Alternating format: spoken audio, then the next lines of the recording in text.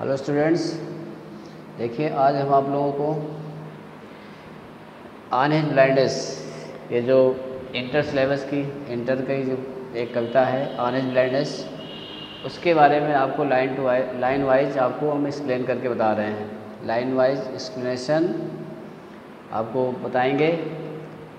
सबसे पहले हम आपको इनके पोएट जो हैं, यानी ऑन हिज ब्लाइंडनेस के पोएट हैं जॉन मिल्टन, उनके बारे में बताते हैं। जॉन मिल्टन जो है एक ग्रेट पोएट हैं इंग्लिश के। उनको one of the greatest poets of the world in English, यानी इंग्लिश के सबसे महान कवियों में से हैं। उनका नाम विलियम शेक्सपियर के साथ, वर्ड्सवर्थ के साथ किया जाता है। और दुर्भाग्य से उनकी उम्र जब 44 यानी 44 ईयर्स थी तो उनकी आंखों की रोशनी चली गई। और वो ईश्वर पर बहुत विश्वास करते थे। तो आंखों की रोशनी जाने के बावजूद भी उन्होंने भगवान पर विश्वास करना नहीं छोड़ा। उन्होंने यही कहा कि हो सकता है कि ईश्वर ने हमारी परीक्षा ली हो, या हो सकता है कि इसके बदले हमें ईश्वर और कृपा मिले। तो उन्होंने ईश्वर पर विश्वास करना बिल्कुल जारी रखा। उनका जन्म 1608 लंदन में हुआ था। 1674 में इनकी मृत्यु हुई और 1652 यानी कि 44 ईयर में उनकी आंखों की रोशनी चली गई।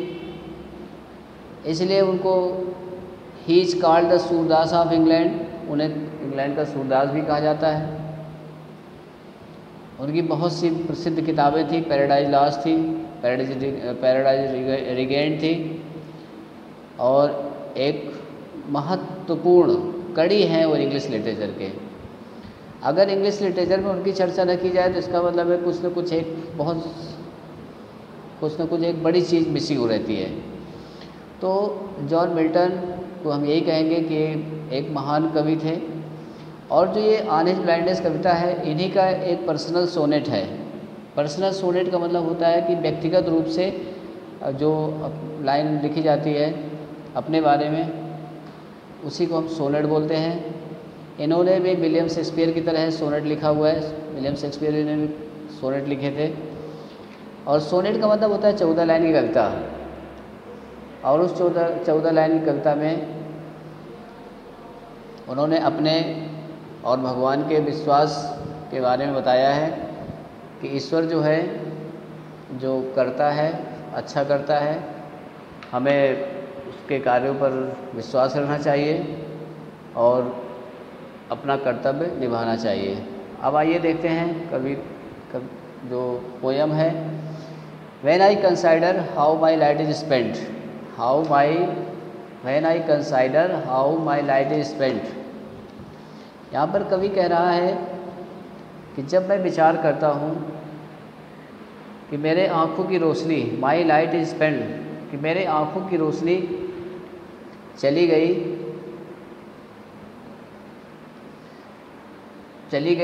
In half my days. इन का मतलब होता है बिफोर, पहले।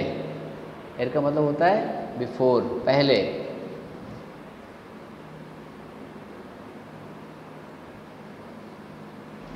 और इन दिस डार्क वर्ल्ड, इस अंधकारमय संसार में, एंड वाइड, और विस्तृत, अंधकारमय और विस्तृत संसार में मेरे जीवन आधा बीतने से पहले ही मेरी आंखों की रोशनी चली गई।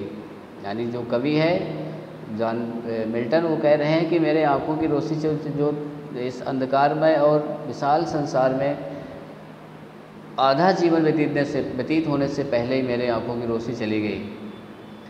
एंड दैट वन टैलेंट, और जो एक योग्यता थी, which is death to hide. अब जो उनके पास योग्यता थी, कौन सी योग्यता थी? कविता लिखने की। तो कविता लिख करके वो जो ईश्वर की सेवा करना चाह रहे थे, अब वो क्या होगी? Which is death to hide, वो मृत्यु तक क्या रहेगी? छिपी रहेगी। लॉस्ट रहेगी विद मी यूजलेस, यानी मेरे लिए वो बेकार पड़ी रहेगी, यानी अब उसका हम प्रयोग नहीं कर सकते, यानी ईश्वर की सेवा अब हम कविताएं लिखकर नहीं कर पाएंगे। दो माई सोल मोर बेंट, यद्यप मेरी जो आत्मा है उसका जो समर्पण की भावना, मोर बेंट, बेंट माने झुकाव होता है, मतलब और अधिक झुकाव हो गया, यानी भले ही मतलब यद्यपि मेरी जो आत्मा है अभी भी ईश्वर के प्रति और अधिक समर्पण की भावना से ईश्वर की सेवा करना है। मतलब ये आँखों की रोशनी जाने के चली गई है तो वो तो ठीक है, लेकिन जो मेरी जो आत्मा है अभी भी ईश्वर को समर्पित है और अधिक, मोर बेंट। टू सर्व, किस लिए समर्पित है? टू सर्व माने सेवा करने के लिए। देयर विद माई मेकर, मेरे ईश्वर की, यानी मैं अपने ईश्वर की सेवा और अधिक समर्पित भावना, समर्पण की भावना से करूँगा। यानी कि कहने का मतलब ये कि हमारी आंखों की रोशनी जाने के बावजूद ईश्वर जो कवि है अभी भी ईश्वर की सेवा करने के लिए तत्पर है और अधिक समर्पण की भावना से। कहता है and present my true account, वर्तमान में मैं सच्चे मन से ईश्वर की सेवा करना चाहता हूँ। लेस्ट, कहीं ऐसा ना हो, लेस्ट माने कहीं ऐसा ना हो, रिटर्निंग चाइल्ड, कि जब मैं वापस जाऊँ, यानी जब मैं मृत्यु को प्राप्त करूँ और इसके बाद ईश्वर के पास वापस जाऊँ तो मुझे चाइल्ड का मतलब होता है फटकारना, कि कहीं ऐसा ना हो कि मुझे ईश्वर फटकार लगाए, मुझे डांटे। आगे लिखा है doth God exact their labour light denied. कवि कह रहा है कि कवि के मन में एक भावना आ गई, आई फॉन्डली आस्क भी लिखा हुआ साथ में, यानी एक दिन कवि के मन में एक भावना आ गई कि क्या कोई ऐसा व्यक्ति है जो कि जिसकी आंखों की रोशनी चली जाए और इसके बाद भी ईश्वर की सेवा कर ले। यानी मन में एक ऐसी भावना आई उसके, आई फॉन्डली आस्क, यानी मन ही मन उसने अपने मन में ये पूछ लिया कि क्या ईश्वर की सेवा कोई कर सकता है जब उसकी आंखों की रोशनी ना हो। तो मतलब इस तरह का विचार उसके मन में आया। तभी उसके धैर्य ने, बट पैसेंस टू प्रिवेंट, लेकिन उसके धैर्य ने क्या कहा, उसके धैर्य ने उसको रोका, प्रिवेंट किया, रोका, दैट मरमर, उसके बड़बड़ानेपन को, यानी जो मन में बड़बड़ा रहा था कि कोई क्या ईश्वर की सेवा कर सकता है जबकि उसकी आंखों की रोशनी चली गई हो। तो उसके धैर्य ने उसको रोका और जवाब दिया, सून रिप्लाइज, और तुरंत जवाब देता है। क्या कहता है कि गॉड डोथ नॉट नीड, ईश्वर को आवश्यकता नहीं है, ईश्वर को आवश्यकता नहीं है किसकी, either man's work or his gifts or his own gifts, ईश्वर को आवश्यकता नहीं है किसी मनुष्य के कार्य की और ना ही उसके उपहारों की, यानी ईश्वर को उसके उपहारों की आवश्यकता नहीं है, ना उसके कार्यों की आवश्यकता है। हु बेस्ट, उसके लिए वही सबसे अच्छा है। बियर हिज माइल्ड ओक, जो उसके दिए गए हल्के फुल्के यानी छोटे मोटे कष्टों को सहन करे, जो उसके दिए गए कष्टों को सहन करे। दे सर्व, और सेवा करे, वही सबसे अच्छा क्या है, ईश्वर का भक्त है, यानी वही ईश्वर के लिए सबसे अच्छा है। यानी कह रहा है कि वही व्यक्ति सबसे अच्छा है जो ईश्वर की सेवा बिना किसी भावना के करे, एक निस्वार्थ भावना से ईश्वर की सेवा करे।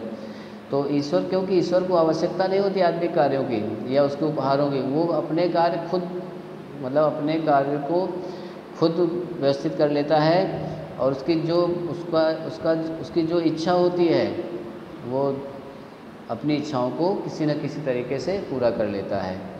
तो ईश्वर के लिए किसी मनुष्य का कार्य या उसके उपहार की कोई आवश्यकता नहीं होती है। आगे उन्होंने और उसके धैर्य ने क्या बताया, उसके धैर्य ने और आगे ईश्वर के बारे में बताया। हिज स्टेट इज किंगली,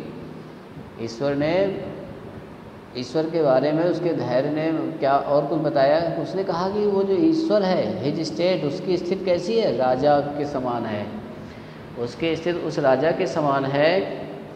यानी ये कह दिया जाए कि ईश्वर जो है राजाओं का राजा होता है, उसके स्थिति उस राजा के समान है कि thousands of his bidding speed, हजारों देवदूत जो हैं, हजारों लोग हैं, हजारों लाखों करोड़ों लोग, अरबों लोग जो मनुष्य जो इस धरती पर हैं, वो ईश्वर के ही आदेश के अनुसार bidding speed and post over land and ocean without rest, यानी उसके ईश्वर की इच्छा से, ईश्वर की इच्छा के अनुसार वो कहीं पर भी, चाहे वो पृथ्वी हो, चाहे वो जल हो, चाहे जहाँ पर हो, बिना थके हुए ईश्वर के लिए कार्य, ईश्वर की सेवा करने के लिए तत्पर रहते हैं। कहने का मतलब ये कि ईश्वर जो है राजाओं का राजा होता है, जिसके आदेश पर हजारों, लाखों, करोड़ों, इननंबरेबल, असंख्य संख्या में लोग जो हैं बिना आराम किए ईश्वर की सेवा करने के लिए, चाहे वो पृथ्वी हो, चाहे वो जल हो, कहीं पर भी हमेशा तत्पर रहते हैं। दे आल्सो सर्व, वे लोग भी ईश्वर की सेवा करते हैं। हु ओनली स्टैंड, जो केवल कर्म करते हैं, यानी ईश्वर की वो भी सेवा करते हैं जो केवल कर्म करते हैं। एंड वेट, और इंतज़ार करते हैं अपने फल का, यानी वे लोग भी ईश्वर की सेवा करते हैं, जो ईश्वर की सेवा करते हैं, जो केवल कर्म करते हैं, यानी ड्यूटीज, यानी अपने कर्तव्य निभाते हैं और इंतज़ार करते हैं कि उसका हमें उनको फल मिले। यानी कहने का मतलब ये कि ईश्वर जो है, ईश्वर की सेवा करना, ईश्वर की सेवा करने के लिए किसी को, मतलब किसी आदमी के कार्यों की आवश्यकता नहीं है, ना उसको उपहारों की, तो क्योंकि उसके आदेश पर हजारों लाखों लोग हमेशा कार्य करने के लिए, सेवा करने के लिए तत्पर रहते हैं बिना थके हुए, चाहे जल हो, चाहे नभ हो, चाहे पृथ्वी हो, कहीं पर भी बिना रुके हमेशा तत्पर रहते हैं। वे लोग भी ईश्वर की सेवा करते हैं जो केवल कर्म करते हैं और अपने फल का इंतज़ार करते हैं। इस प्रकार से ये कविता आपकी थी ऑन ब्लाइंडनेस। इसको पूरी तरह से हम इस तरह एक्सप्लेन करेंगे। The poet became blind in the age of 44 years.